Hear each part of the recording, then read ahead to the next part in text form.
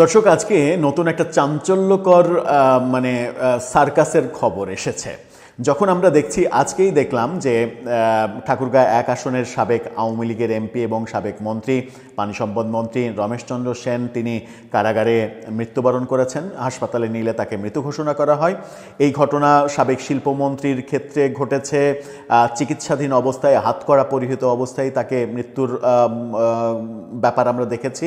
এবং সাংবাদিক জুলকারনায়ন শাহের এই সময়ে আওয়ামী লীগের যে নেতাকর্মীরা ১০০-র বেশি, প্রায় এই ২০২৫-এই ১১২ জন মতো কারাগারে মৃত্যুর ঘটনা ঘটেছে। সেই ব্যাপারগুলো নিয়ে একটা খুবই উদ্বেগ প্রকাশ করে পোস্ট দিচ্ছেন। সেরকম একটা পরিস্থিতিতে একটা বড় সার্কাসের ঘটনা ঘটেছে। সার্কাসের ঘটনা হচ্ছে, আগামী নির্বাচনে পুলিশ যে বডি ক্যাম ব্যবহার করবে, পুলিশের বডিতে যে ক্যামেরা ব্যবহৃত হবে এবং সেই ক্যামেরা অনেকটা অনলাইন ক্যামেরা, যে ক্যামেরা এক জায়গা থেকে মনিটর করা যাবে, ক্যামেরার ফুটেজ এক জায়গা থেকে মনিটর করা হবে, অর্থাৎ পুলিশের ঊর্ধ্বতন কর্তৃপক্ষ চাইলেই সেটা দেখতে পারবেন। সেই ক্যামেরা কেনা হচ্ছে আওয়ামী লীগের আমলের সাবেক আইজিপি বেনজির আহমেদ এবং সাবেক যিনি অর্থমন্ত্রী লোটাস কামাল, তার মেয়ে নাফিসা কামালের প্রতিষ্ঠান থেকে। এবং এই খবর চাঞ্চল্যের সৃষ্টি করেছে। একদিকে এই সরকারের আমলে মিথ্যা মামলায় গ্রেপ্তার হয়ে রমেশচন্দ্র সেনদের কারাগারে মৃত্যুবরণ করতে হচ্ছে, কিংবা মিথ্যা মামলা মাথায় নিয়ে সাকিব আল হাসানের মতো বিশ্ববরেণ্য ক্রিকেটারকে বাংলাদেশ দলে খেলতে দেওয়া হচ্ছে না। অন্যদিকে আওয়ামী লীগের বিতর্কিত সাবেক আইজিপি বেনজির আহমেদের প্রতিষ্ঠান থেকে পুলিশের বডি ক্যাম কেনা হচ্ছে। ব্যাপারটা বেশ বড় সার্কাসের। চলুন সার্কাসের ঘটনাটা ভেতরে ঢুকে একটু বোঝার চেষ্টা করি। কি হলো, কারা করছে, এই ঘটনা কোন দিকে যাবে। থাকবেন পলিটিক্স টিভির নিয়মিত আয়োজনে।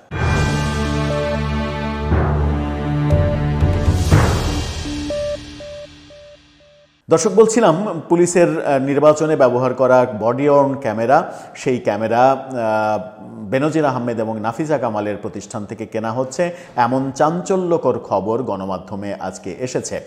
শিরোনামটা দেখে নিতে পারেন। সেখানে বলা হচ্ছে, বেনজির নাফিসার প্রতিষ্ঠান থেকে কেনা হলো বডি অন ক্যামেরা। কেনা হয়ে গেছে অলরেডি তাদের প্রতিষ্ঠান থেকে।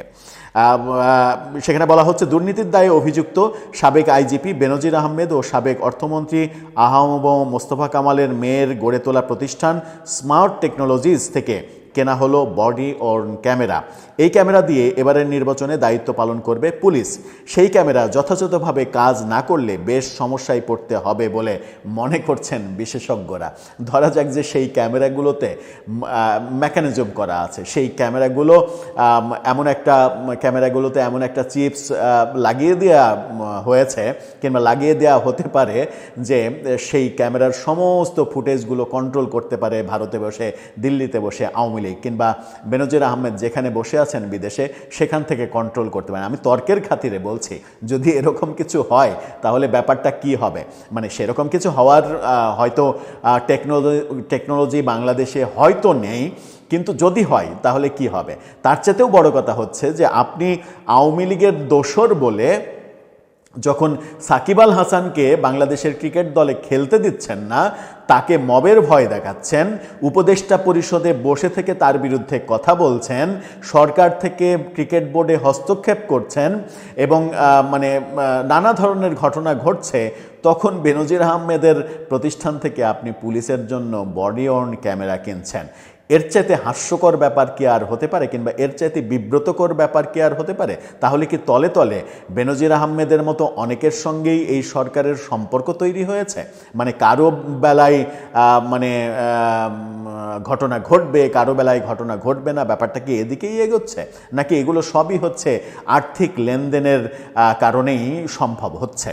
কি বলছে গণমাধ্যম? আওয়ামী লীগের আমলে বিশেষ সুবিধা পাওয়া বেনজির আহমেদের এক মেয়ে ও সাবেক অর্থমন্ত্রীর মেয়ে নাফিসা কামালের প্রতিষ্ঠান স্মার্ট টেকনোলজিস থেকে অন্তর্বর্তী সরকার বডি অন ক্যামেরা কেনার কারণে খোদ পুলিশের মাঝেই সমালোচনা রয়েছে। জানা গেছে, প্রতিষ্ঠানটি আওয়ামী লীগের আমলে পুলিশের সব টেন্ডার পেয়েছে। দুর্নীতির অভিযোগ উঠেছে এবারের বডি অন ক্যামেরা আমদানিতেও। চিন্তা করেন, এরই মাঝে মাঠ পর্যায়ে ক্যামেরা পৌঁছে গেলেও তথ্য দিতে নারাজ পুলিশের টেলিকম বিভাগ। বিশ্লেষকরা বলছেন বড় দুর্নীতি ও নির্বাচনকে প্রশ্নবিদ্ধ করতে চক্রান্ত করছে প্রশাসনে লুকিয়ে থাকা আওয়ামী লীগের দোসররা। মানে প্রশাসনে লুকিয়ে থাকা প্রশাসন লীগ তারা নাকি এই চক্রান্ত করছে। কিন্তু এই যে ঘটনা, মানে পুলিশের জন্য যেটা কেনা হলো, আমাদের স্বরাষ্ট্র মন্ত্রণালয়ের মাননীয় উপদেষ্টা যিনি বলেন দেশে মব বলে কিছু নেই, তার কনসার্নের বাইরে এটা হয়েছে, মানে তার কনসার্নের বাইরে এটা হতে পারে, মানে আমলারা এটা নিয়ন্ত্রণ করতে পারে, মানে আওয়ামী লীগের যারা মানে প্রশাসন লীগ যারা লুকিয়ে আছে তারা নিয়ন্ত্রণ করে ফেললো, মানে গণমাধ্যমে আপনার মতো করে আপনি লিখে দিলেন আর হয়ে গেল। এর জন্য সরকারের কোনো দায় নেই, সরকার মানে জানবেই না যে কোন প্রতিষ্ঠান থেকে এটা কেনা হচ্ছে। সরকার মানে সেরকম মানে আবার পুলিশের ব্যাপারে যার কাছে পৃথিবীর সব তথ্য থাকার কথা, পুলিশ জানবে না যে এই প্রতিষ্ঠানটা কার, মানে আপনি মানে প্রশাসন লীগকে দায়ী করবেন, এটা হয়। ভোট চুরি এবং কেন্দ্র দখল ঠেকাতে এই বডি অন ক্যামেরাগুলো ব্যবহার করা হবে অত্যাধুনিক এআই প্রযুক্তিতে। কেউ ছুরি, দা, হকি স্টিক সহ ভোট কেন্দ্রে ঢোকার চেষ্টা যদি করে সেক্ষেত্রে বিশেষ অ্যালার্ম বা সতর্কতা দেবে body camera. Body on camera হলো একটি পোর্টেবল ভিডিও ক্যামেরা যা পুলিশ বা নিরাপত্তা বাহিনীর সদস্যরা নিজেদের পোশাক বা ইউনিফর্মে যুক্ত করে রাখবেন। বাংলাদেশ সহ বিশ্বের বিভিন্ন দেশে দীর্ঘদিন ধরে আইন শৃঙ্খলা রক্ষায় নিরাপত্তা বাহিনী এই ক্যামেরা ব্যবহার করে থাকেন। যেটা বললাম যে এটা বিশেষ টেকনোলজির ক্যামেরা, সেই ক্ষেত্রে তো হতেই পারে যে এই ক্যামেরাকে আগে থেকে নিয়ন্ত্রণ করার সমস্ত মেকানিজম করে রাখা হয়েছে। যদি সেটা হয় তাহলে এর দায় কে নেবে? এই যে মানে আপনি বলছেন, যখনই স্বরাষ্ট্র উপদেষ্টাকে বহুবার বলতে শুনেছি যে কাকে জামিন দেবে কাকে জামিন দেবে না, এটা বলে দিচ্ছেন। আওয়ামী লীগের কেউ যেন জামিন না পায়, ছাত্রলীগের কেউ যেন জামিন না পায়, এরকম কথা বলে বিতর্কিত হয়েছিলেন।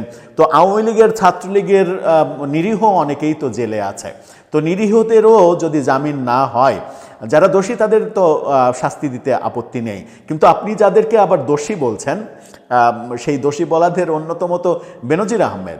তো বেনজির আহমেদকে যখন দোষী বলছেন তখন তার প্রতিষ্ঠান থেকে আপনি ক্যামেরা কিনছেন, আবার পুলিশের জন্য কিনছেন, যে পুলিশ সব কিছু তথ্যের ভান্ডার নিয়ে বসে থাকে তাদের জন্য। আপনি কি এটা কেনার জন্য পুলিশ সদস্যকে দোষ দেবেন, কিংবা পুলিশের আইজিপিকে দোষ দেবেন, কিংবা মানে পুলিশের মানে ঢাকা মহানগর প্রধানকে দোষ দেবেন? এই পর্যায়ে কি এই সিদ্ধান্ত হয়? এই সিদ্ধান্ত কি সরকারের সিদ্ধান্তের বাইরে হয়? তাহলে আপনি বুঝে নিন। আবার যখন নির্বাচনের জন্য কেনা হচ্ছে তখন সেখানে নির্বাচন কমিশনেরও এটা মানে দেখভাল করার কথা, দায়িত্ব মূলত নির্বাচন কমিশনেরই হওয়ার কথা। তাহলে তারা কি করছে? মানে মানে কি বলা যাবে কি? আজকেই যখন আমরা দেখছি রমেশচন্দ্র সেন কারাগারে মৃত্যুবরণ করছেন এবং হাসপাতালের জরুরি বিভাগে নেয়ার পরে তাকে মৃত ঘোষণা করা হচ্ছে, এটা একটা ফর্মালিটি, তার মানে তিনি কারাগারেই মৃত্যুবরণ করেছেন অথবা তাকে মৃত্যু উপযোগী করে ফেলা হয়েছে। এর আগে সাবেক শিল্পমন্ত্রীর ব্যাপারে আমরা দেখেছি সারা দেশে মানে শত শত কারাগারে মৃত্যুর ঘটনা আমরা দেখছি এবং বেশিরভাগ ক্ষেত্রেই অবহেলার কথা শুনছি। আমরা কয়েকদিন আগেই বাগেরহাটে ছাত্রলীগের সাবেক নেতা সাদ্দামের স্ত্রী এবং শিশুপুত্র মৃত্যুর পরে তাকে প্যারোলে মুক্তি না দেওয়ার ঘটনা আমরা দেখেছি। পরবর্তীতেও আরেকটা কিশোরগঞ্জে প্যারোলে মুক্তি দেওয়া হয়নি ছেলেকে, বাবার মৃত্যুর পরে বাবার লাশ গিয়েছে জেলখানায়, এখানে সাদ্দামের শিশু সন্তানের লাশ গিয়েছে জেলখানায়। এই যে ঘটনাগুলো, মানে একদিকে এই ঘটনাগুলো ঘটবে, আর একদিকে আপনি বেনজির আহমেদের কোম্পানি থেকে ক্যামেরা কিনবেন এবং সেটা সরকারি টাকা দিয়ে, এবং আপনি এটা মানে এটা এভাবে বলার চেষ্টা করবেন যে মানে গণমাধ্যমে এভাবে রিপোর্ট করানোর চেষ্টা করবেন। রিপোর্ট করানো বলছে এই কারণেই যে গণমাধ্যমগুলোও এখন সঠিকভাবে নিরপেক্ষভাবে তাদের সংবাদ পরিবেশন করছে কিনা সেখানে তো যথেষ্ট সন্দেহ রয়েছে। যেমন দেশ টিভি তারা বলছে যে প্রশাসনে লুকিয়ে থাকা আওয়ামী লীগের লোকজন এই মানে ষড়যন্ত্র করছে। তো প্রশাসনে লুকিয়ে থাকা আওয়ামী লীগের লোকজনকেই যদি ধরতে না পারলেন কিংবা তাদেরকেই যদি বাছাই করতে না পারলেন, তাহলে গত 1.5 বছরে কি সংস্কার করলেন? আপনি সংস্কার করতে করতে কোথায় গিয়ে ঠেকলেন যে এই ব্যাপারগুলোতে আপনি দৃষ্টিপাতই দিতে পারলেন না? আর এটার দায় সম্পূর্ণ সরকার কিংবা স্বরাষ্ট্র উপদেষ্টা এড়িয়ে যেতে পারবেন? নির্বাচন কমিশন এড়িয়ে যেতে পারবেন?